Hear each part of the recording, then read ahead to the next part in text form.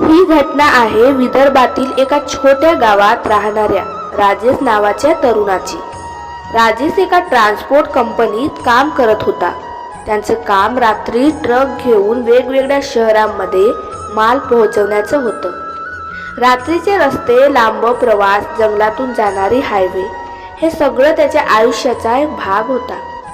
एकदा तो नागपूरहून पुण्याकडे माल घेऊन निघाला होता। रात्री सुमारे 11 वाजले होते। रस्ता जवळजवळ सुनसान होता। थोडा पुढे गेल्यावर त्यानं पाहिलं, रस्त्याच्या कडेला एक वृद्ध माणूस उभा होता। साधे कपडे, खांद्यावर एक छोटी पिशवी। राजेशने ट्रक थांबवला। काका, कुठे जायचं आहे? त्याने विचारलं। त्या वृद्धाने शांत आवाजात उत्तर दिलं, जिथे तू जात आहेस तिथेच। राजेशने त्यांना ट्रकमध्ये बसवलं। प्रवास सुरू झाला।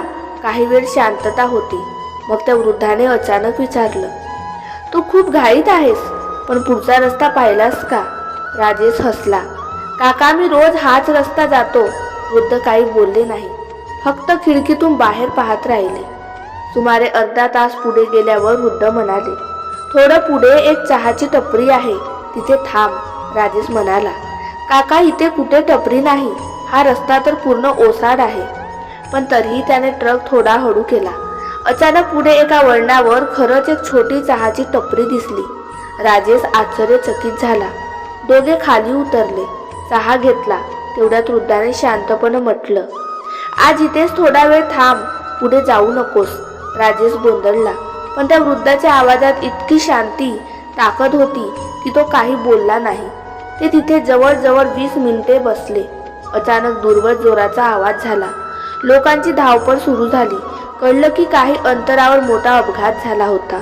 एक ट्रक आणि बस जोरात धडकले होते आणि तो अपघात नेमक्या त्या वेळेला झाला होता जेव्हा राजेश तिथे पोहोचला असता। राजेशच्या अंगावर काटा आला। जर मी थांबलो नसतो तर तो त्या वृद्धाकडे वळला।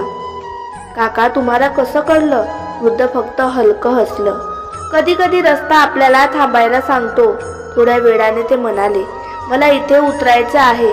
राजेशने ट्रक थांबवला। वृद्ध खाली उतरले, 2 पावले चालले आणि अंधारात अदृश्य झाले।